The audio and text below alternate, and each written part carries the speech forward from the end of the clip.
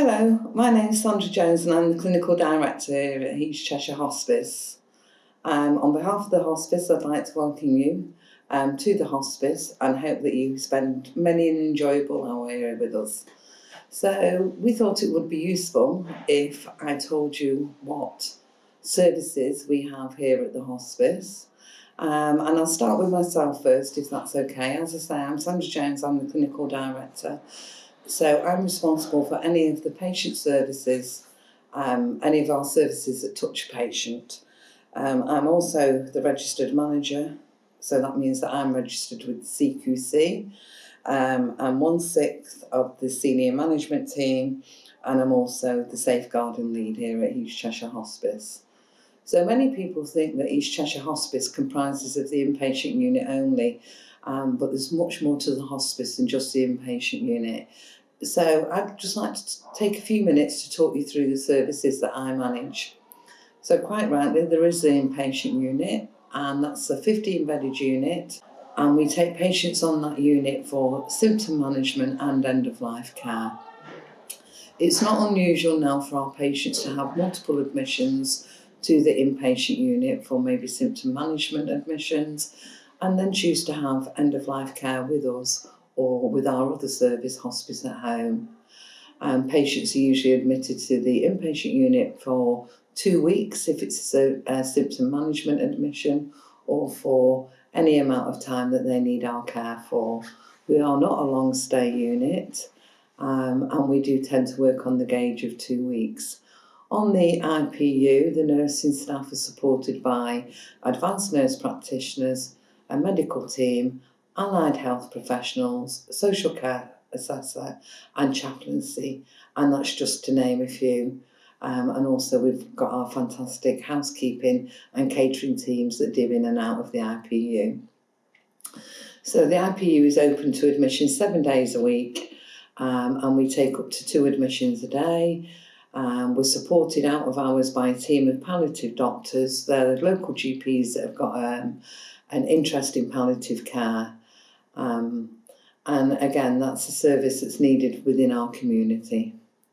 So we've also got our Hospice at Home team. Our Hospice at Home team initially started as a rapid response service, and that was to complement what was already available for out of hours with the district nursing services. We've since introduced our domiciliary care service, and that's running from 7:30 in the morning till 9:30 in the evening, 7 days a week.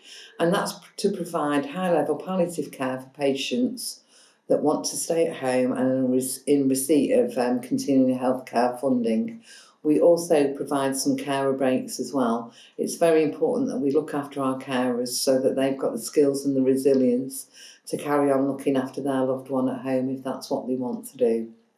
So the Hospice at Home service is a service that you'll certainly hear a lot more about, and that is a service that is going to grow over the next few years because we know that patients want to be cared for at home. As I mentioned to you, our inpatient unit and our day services are supported by a social care assessor.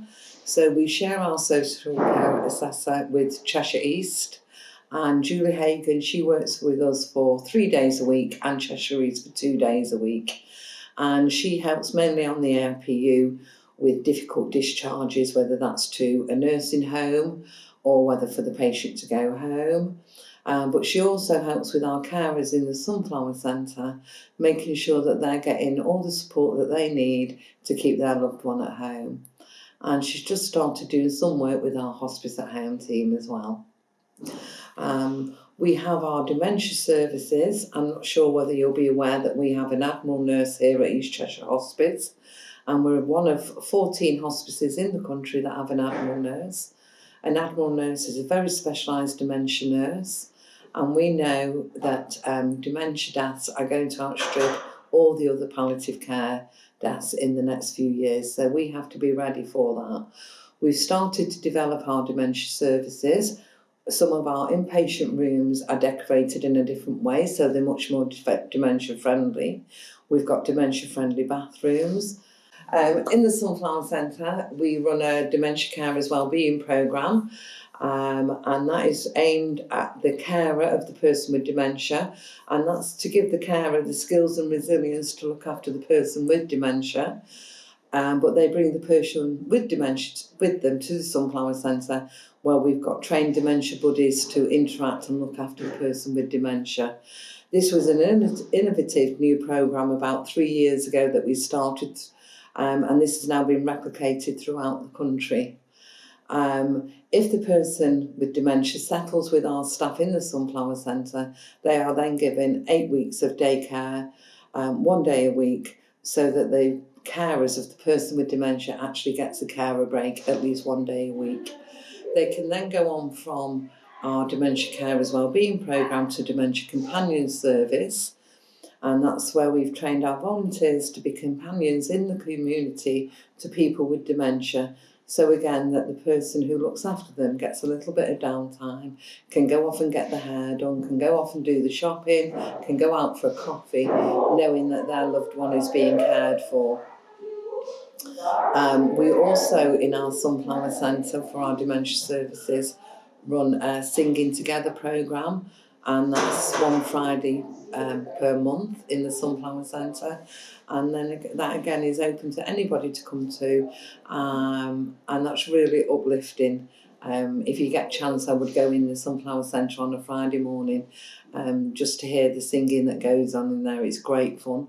And we're just now starting something called Musical Movement for our people with dementia, and that's like an exercise group, just very gentle exercise just to keep these people moving as well.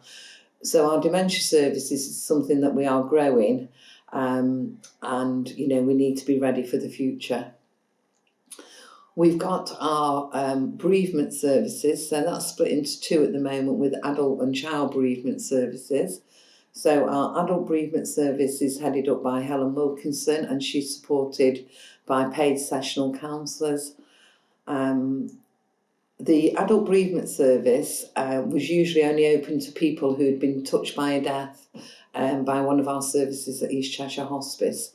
However, we're now working with the CCG on a programme to provide COVID-related bereavement support to our local community, so that now any person that's been touched by a COVID-related death can be referred to our bereavement services, because we know that there's not enough bereavement services out there for people. We have our child bereavement service. That's always been open to any child in Eastern Cheshire, whether the bereavement has taken place here or outside. And it's not purely just linked to family bereavement. We do an awful lot of work with schools, because unfortunately we know that there's a high number of suicides in our area, and there's also a high number of children that are attending school that might be going through loss and bereavement, and they need that support at school. So we will go into the schools and give support to the form tutors and the other students, and how they can support their colleague at this difficult time. The very exciting news about our bereavement services is that we're in the process of moving them off-site, and many of you will probably know that we have a shop on Chestergate that we haven't been using, and we can no longer use as a shop due to COVID restrictions, and we're opening that up as our wellbeing centre. So all our bereavement services will be run out of that centre, and that's really, looking to the future, we hope to expand that service even more, and that will be the base of it. So there's a lot of exciting things to come there that we'll let you know about in the future. We have a chaplaincy service. Many of you probably know Margaret Lillis, our chaplain.